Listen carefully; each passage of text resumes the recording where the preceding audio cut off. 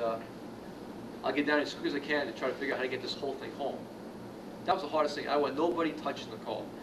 I had to try to get some kind of big truck where it took the whole trailer and the car that was tied to the trailer home in one piece. Plus the engines and the transmissions and the rear ends that I got and all the tires and wheels. I put all the other stuff in a storage facility for about a month. I must have called at least 60, 70 places. I finally found a guy that was willing to take the whole trailer with the car on top of it, one piece. He was able to winch it on.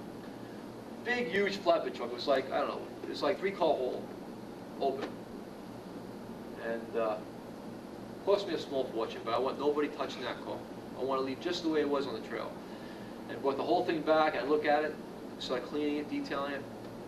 What's nice about Albuquerque, it's very dry there. Everything was just faded and beat to death, but there was no rust in it.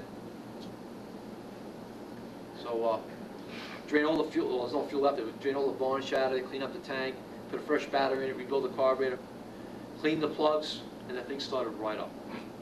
Just like that. Got tires for it, rebuilt the brake calipers, debuted it at Orlando. Chip, Bob Gold were there. I said, you know, I was planning on a restore this car. And that car was a factory, black saddle, L8 Roadster originally. Got a hold of the original owner, a guy named Doug Bergen, Marietta, Ohio. Had the original documentation on the car, original shipper copy, window sticker, the whole bit. I said, boy, I really like to restore this back to an L8 car. But the history on the car was actually, not when it was an L8 and went to Sebring Daytona. The history was basically when they won the national champion 4 years in a row, winning 29 undefeated races with a guy named Alan Barker behind the wheel of the car. So we have to take in Chip's and Bob Gold's advice, and a few other people's advice. I have a lot of respect for it. So you know something?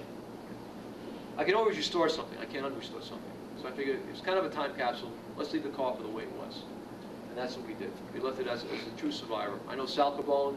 Where's Sal? Sal's here, right? Hi, Sal. Sal loves it. That's Sal's favorite car. But just a great piece of history. And what I like about race cars, I like getting the people back together again. I like the owners, the mechanics, the workers on the car. And it's such a exciting time for me and everybody else to view these cars, show these cars for what they are, to bring back some of the history that's been missing for all these years. So we have big reunions. We have a great big reunion at Carlisle one year. We got together a lot of, like, you know, Dick Thompson, a lot of these famous guys come back together again. And so, you know, something, it's like a high school reunion. And they all tell me, no, Kevin, this has been a high school reunion. This is what it's all about. The fun of times of their lives, working with these cars and being involved in them. Because back then, these guys never had time to have relationships with other teammates. They're too busy wrenching their car all the time.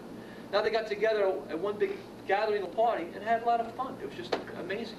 And we've done this over the last couple of years, and it's just growing bigger and bigger and bigger. They're accepting these race cars now, like for NCRS, the American Heritage Award, while we're here today with the Purple People here and the Penske car. It's just a great thing to have this. And these cars are still out there. These cars weren't, I found these cars about 10 years ago, but there's still a lot of Bowen stories. Cars are still out there that have not been accounted for. And like I said, if I can do it, anybody can do it. I was lousy in school, got fired from every job I've ever had. But I was on a mission of finding some of these significant race cars. Chip Miller has a number 3 Le Mans car. I've been on that car for 7 years to get that car.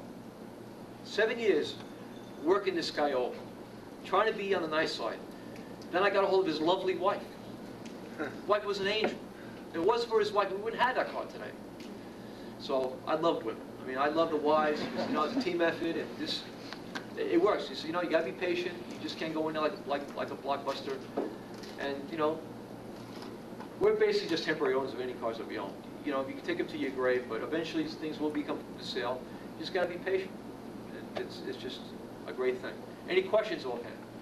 Yes, sir. Kevin, do you put any of these into vintage racing at all? I raced once in my life, and I retired from racing forever. You got fired for that. I raced at the NCRS National Convention. It was in Lancaster in 1990, was it? And it was a drag race. And I had my short thing with racing, but that's a great story. I'll tell you, that's a great story. I got a lot of good stories. Why did you want to keep Let me tell you what happened with that story. But anyway, Ed Mueller just bought Grand Sport number 2. Just paid $800,000 for the car back in 1990.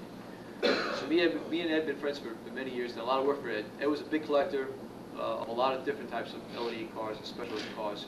He also got me heavily involved with these little race cars. And I like the kid. I like to have fun. This is, you know, life. You're on Earth for only a short period of time. You must have fun. I love the people. I love the crowd. I love the attention. So we get on the track in Lancaster in front of a nice